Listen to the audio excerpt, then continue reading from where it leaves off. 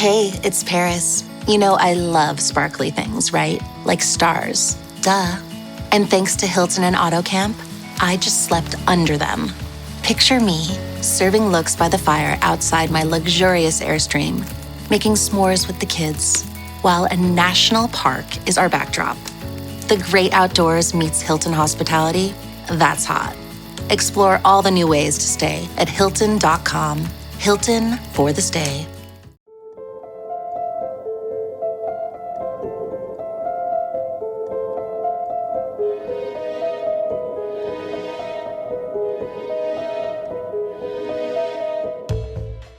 Hey, Drilled listeners, this is Amy Westervelt. We're interrupting the flow of this season for a really good reason. I've found some new documents and sources that are pretty relevant to this season. Here's a little snippet from one person I spoke with. Just as we have found that there are deep linkages between the oil companies and tobacco on one hand, and those linkages have given rise to vast troves of climate-related documents, we're also finding that there are online archives of documents around benzene litigation, vinyl chloride litigation, pesticides litigation, and those same companies and those same strategies and those same people show up over and over and over again. It is clear that it was the same handful of companies, the same handful often of people playing out in these spaces over and over and over again. You start to really put the pieces together for how these companies operated, how they coordinated together to shape the public discourse, to shape the science, to shape our very understanding of the world and how we as people should be evaluating risk. A few episodes into the season, I got some leads on some information that I hadn't seen before, including some new documents that include details about the fossil fuel industry's propaganda strategies that are super, super relevant to this season. So, of course, I had to go and get them. That's what I'm doing today, in fact, right after I tape this intro. We'll bring you more Mad Men tales starting up again next week, including the story I mentioned at the end of last episode about Mr. and Mrs. Climate Denial. In the meantime, I'm excited to bring you this interview from our partner over at the Heated newsletter, reporter Emily Atkin, who sat down with The Guardian's interim CEO Anna Bateson to discuss the paper's decision to stop taking fossil fuel ads. Enjoy, and we'll see you next week.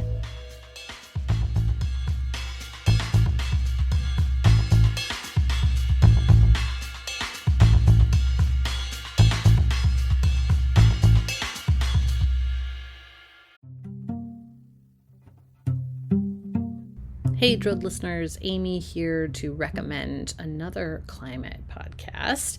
If you have ever wondered exactly where your water comes from, what it means to actually break up with fossil fuels, or what the year 2100 could even look like, check out the Climate Dispatch from the folks at the Sierra Club Angeles chapter in collaboration with Stranded Astronaut Productions. The show is brand new. It launched in April, just in time for Earth Day, and it answers all those questions and more. The Climate Dispatch explores both global and local stories of the climate crisis through the lens of Southern California. On the show, host Taya Jeanette brings together a variety of guests and experts in conversation to share their climate wins and break down their fears and collective hopes for the future.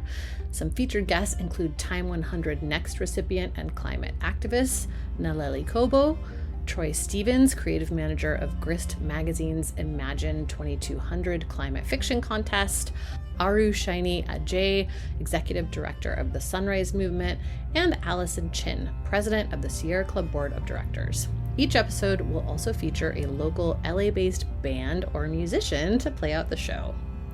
Check out the Climate Dispatch at sc.org/climate dispatch or wherever you listen to podcasts.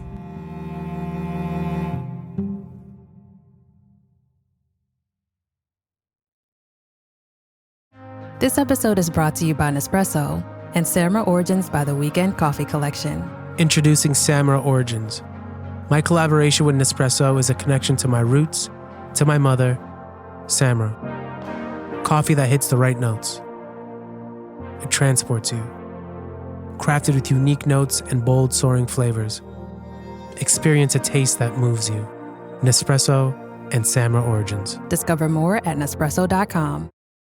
I think the first thing I would love to ask is what the process was like leading up to the decision. Like, when did the issue first cross your desk? And then how long did it take from that moment until yesterday happened?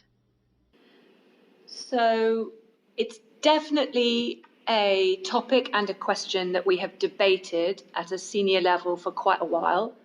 I imagine it actually crossed desks a while ago, so certainly several months. I think I should just say that we have always had a process of review and reflection about what advertising we take, and we have for a very long time taken that very seriously, and there have always been, or there have over time become, adverts and campaigns that we have turned down. What has tended to be is that we have turned them down on a campaign by campaign basis rather than on an advertiser specific basis. So in a way, this discussion was not is the process that we have been using to date the wrong process, but should we take it up a level and have a category of companies that we won't take advertising from? And there were, in that debate, there were people who felt it was very clearly aligned with our values and very clearly consistent with the increasingly strong and powerful editorial line that we've been taking. But there was also concern about the commercial impact of it, and both the direct commercial impact, but also the message that it might or might not send about how we felt about advertising.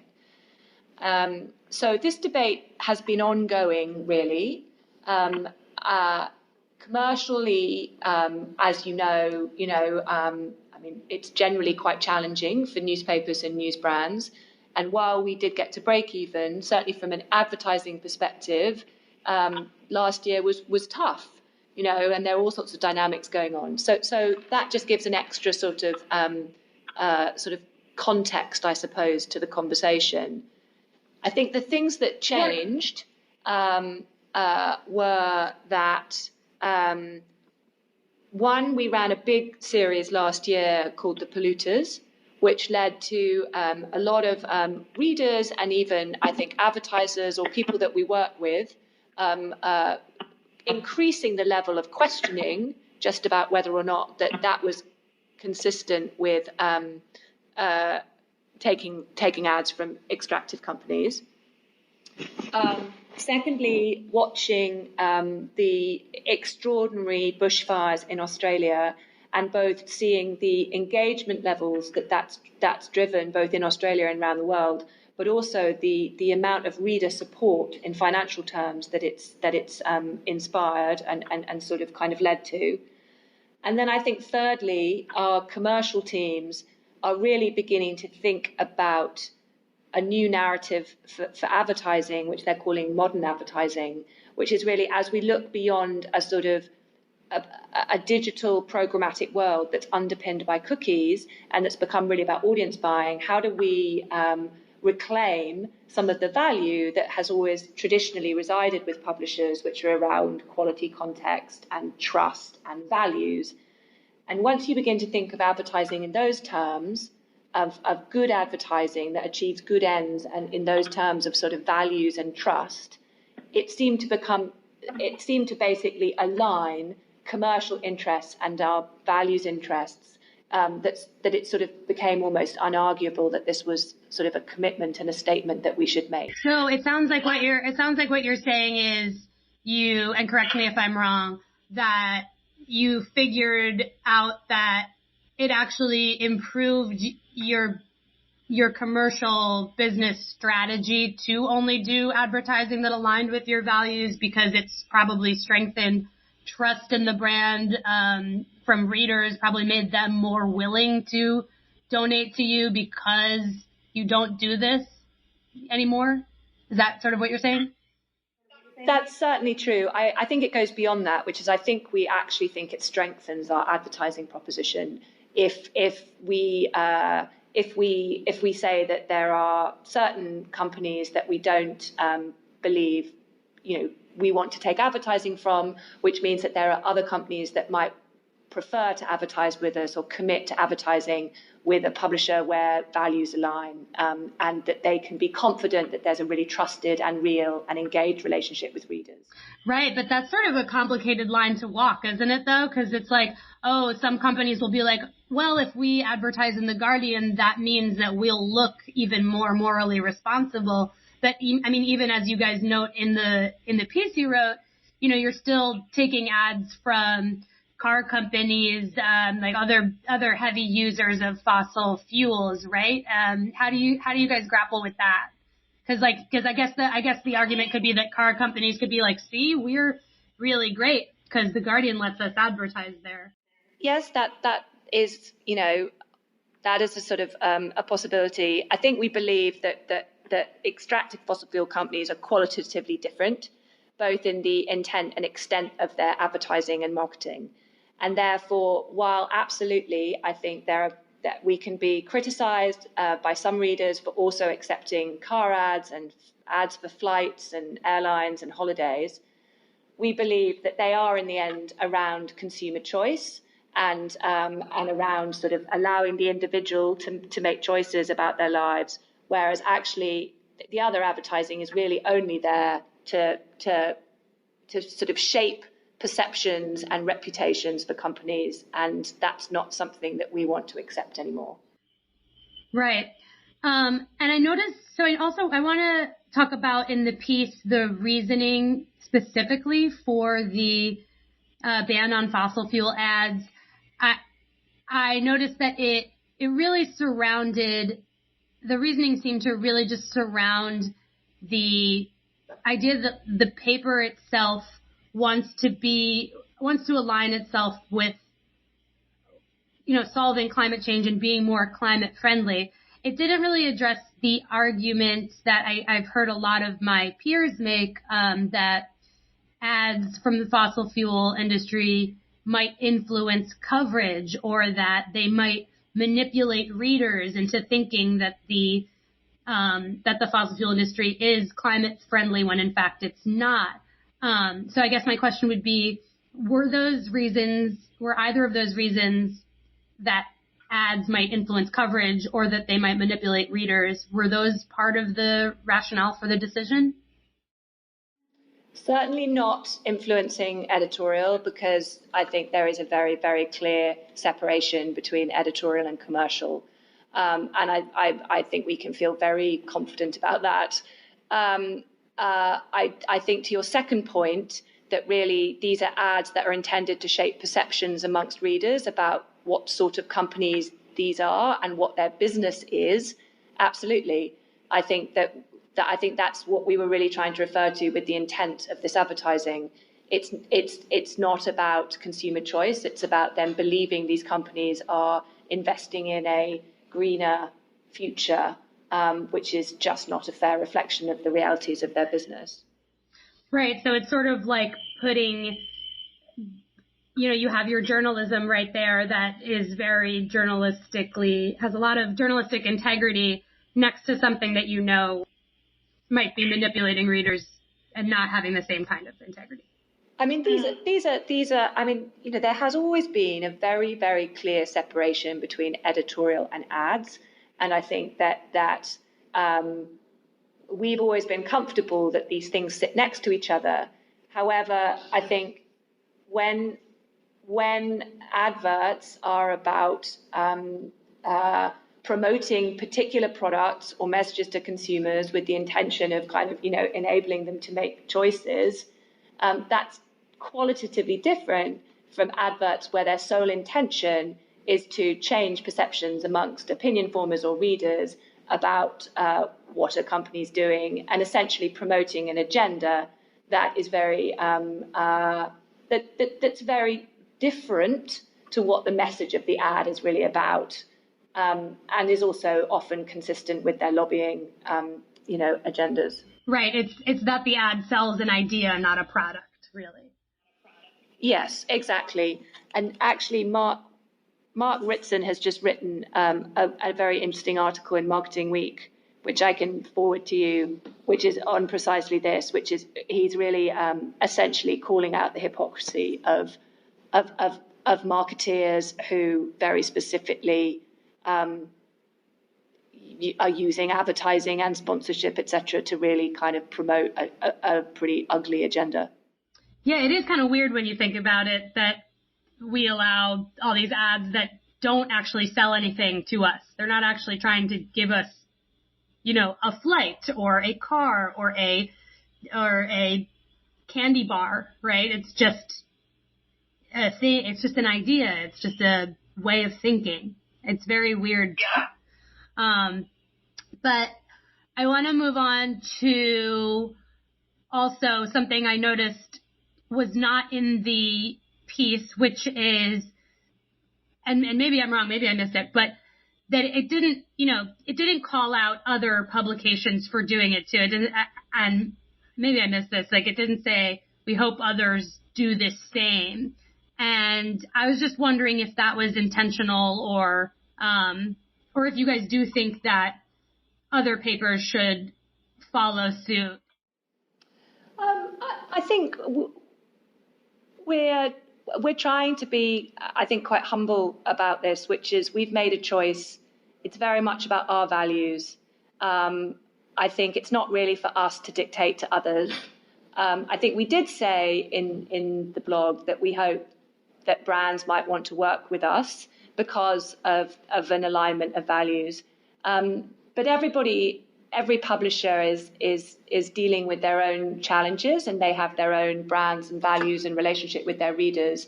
And so I think that's for others to call for rather than us. That makes sense.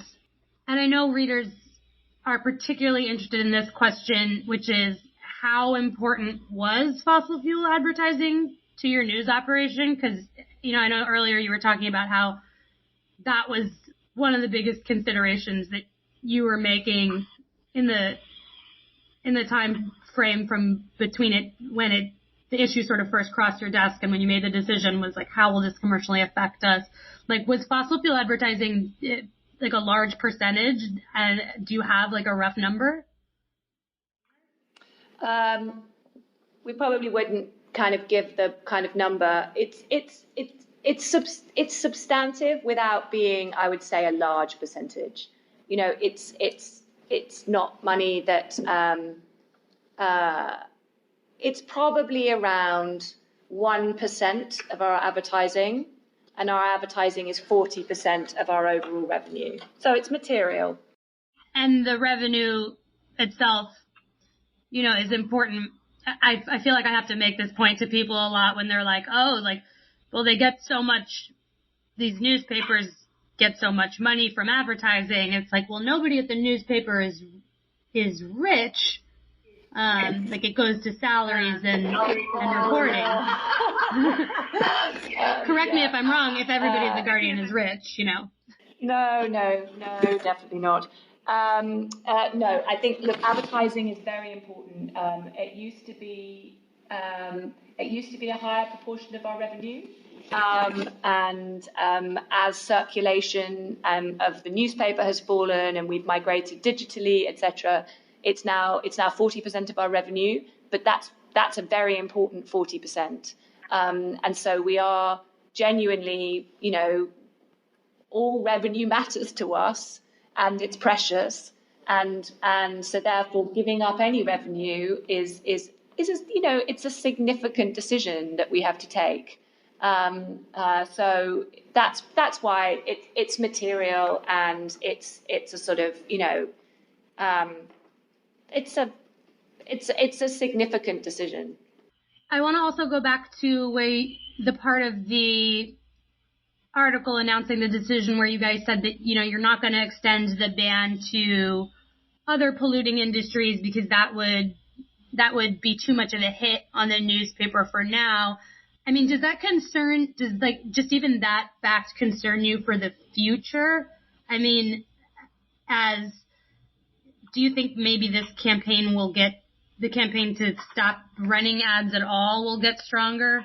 I just wonder, I guess, how that might complicate things moving forward, and if you thought about it. Yeah, we absolutely have thought about it. I would say I do think this category of companies is qualitatively different, and I do think the intent of their advertising is different. We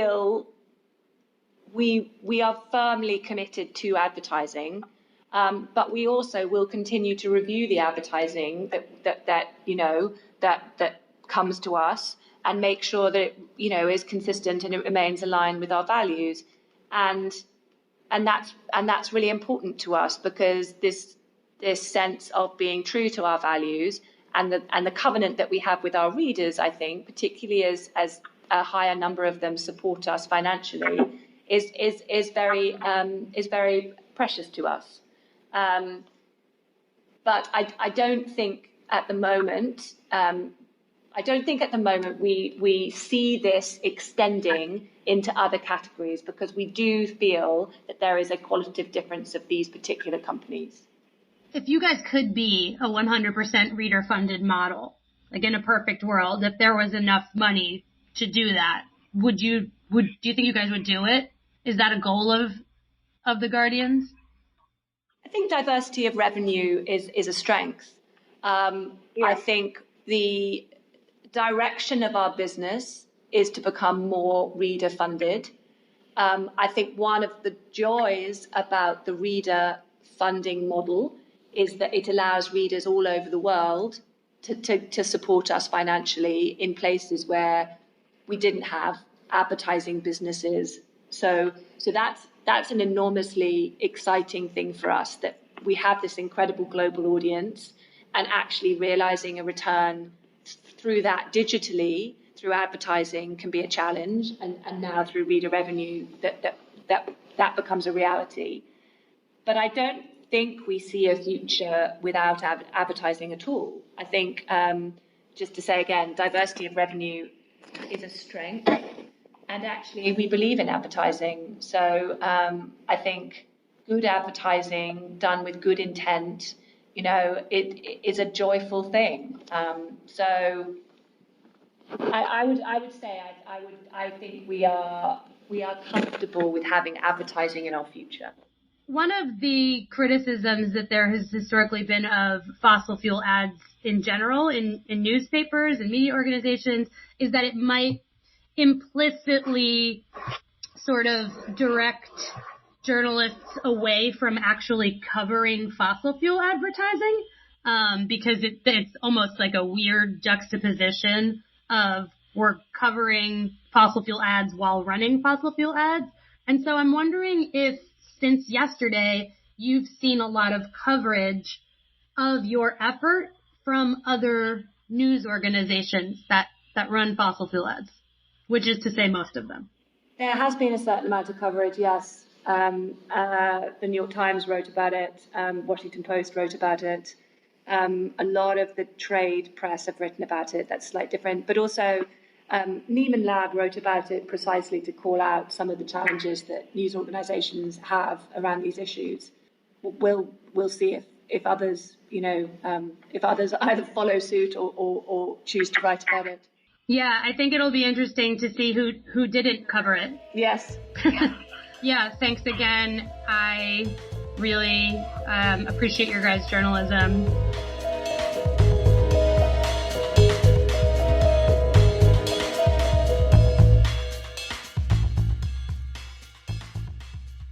That's it for this time. I hope you enjoyed that interview. If you have comments or questions about either the interview itself or the Guardian's new ad policy, we'd love to hear them. You can reach me at amy@drillednews.com by email, or tweet at me at Amy Westervelt, or at the show at We Are Drilled. You can also get the transcript of this interview on our website at Drilled News, and we encourage you to subscribe to the Heated newsletter to get more coverage like this. We have a link for that in our show notes and up on our website as well. Big thanks to Emily for sharing that reporting. Based off of all the new information we've received, we're going to be adding quite a few more episodes to this season, so we'll be with you for a while with many more stories. Thanks for listening, and we'll see you next time.